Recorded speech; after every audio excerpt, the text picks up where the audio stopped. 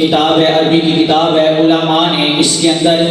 ایک روایت نقل کی ہے، ایک واقعہ بیان کی۔ آپ فرماتے ہیں کہ ایک نوجوان خانہ کعبہ کا طواف کر رہا تھا،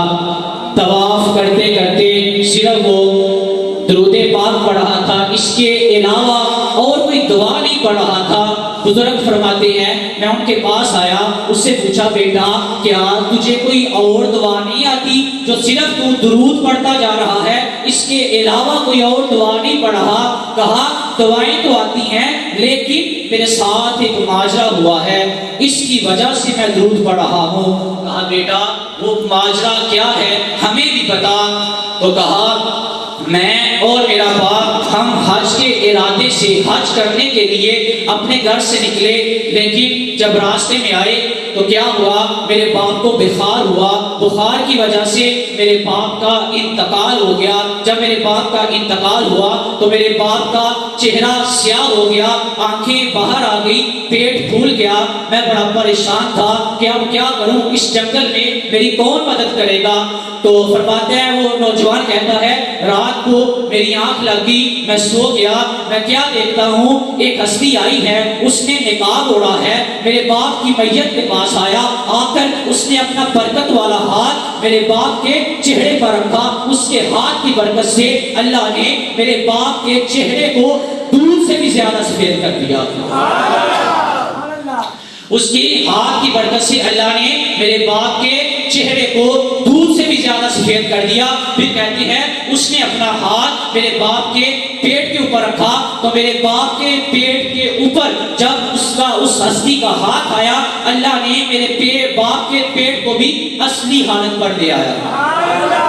اب فرماتے ہیں اب ذرا اگلے جملے سنیے گا، جب وہ ہستی جانے لگے نا، وہ نوجوان کہتا ہے اے آنے والی ہستی، اے حضور ذرا مجھے بتاتے جانا، آپ کو اسی رب کائنات کی قسم ہے جس نے آپ کو یہاں جنگل میں ہماری مدد کے لیے بھیجا ہے۔ تو فرماتے ہیں وہ ہستی میری طرف آئی، انہوں نے اپنے چہرے سے نقاب ہٹایا اور فرمایا بیٹا تو نے مجھے نہیں پہچانا، میں تیرا نبی حضرت محمد مصطفیٰ صلی اللہ تعالی علیہ وآلہ وسلم ہوں۔ کہا بیٹا ذرا توجہ سے سننا، بیٹا تیرا باپ بڑا گناہگار تھا، بڑا اس نے گناہ کیے تھے، بڑی نافرمانیاں کی تھی، لیکن ایک بات ہے یہ مجھ پر درود پڑا پڑتا تھا، یہ درود مجھ پر کثرت سے پڑتا تھا۔ اے بیٹے اب تیری وساطت سے میرے غلاموں تک یہ پیغام پہنچا دینا کہ جب بھی کوئی میرا امتی جو دنیا میں رہ کر مجھ پہ کثرت سے درود پڑتا ہے، تیرا باپ بھی کثرت سے درود پڑتا تھا، اسے مشکل وقت آ گیا،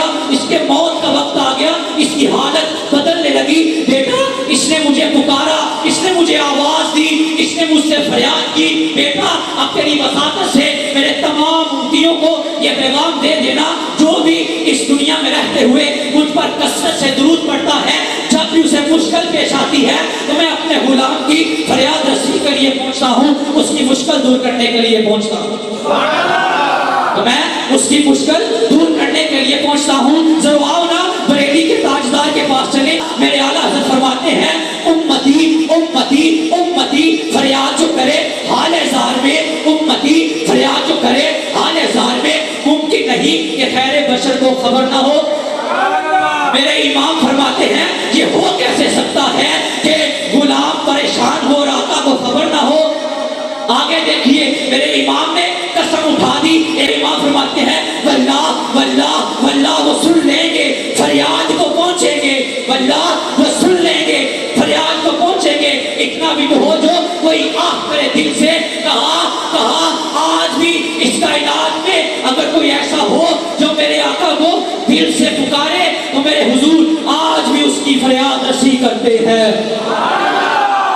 یار اگر سمجھ نہ آئے نا تو غازی احمد چیمہ سے پوچھ لینا کہ حضور آتے ہیں یا نہیں آتے، اگر پھر بھی سمجھ نہ آئے تو غازی الدین شہید سے پوچھ لینا، پھر بھی سمجھ نہ آئے تو اب کے غازی ممتاز حسین قادری سے پوچھ لینا، وہ تجھے بتائے گا ایک بار صرف دل سے آواز دے کے دے، تیری مدد کے لیے، تیری فریاد کے لیے آج بھی میرے آقا و مولا یہاں پر تشریف لے آئیں گے۔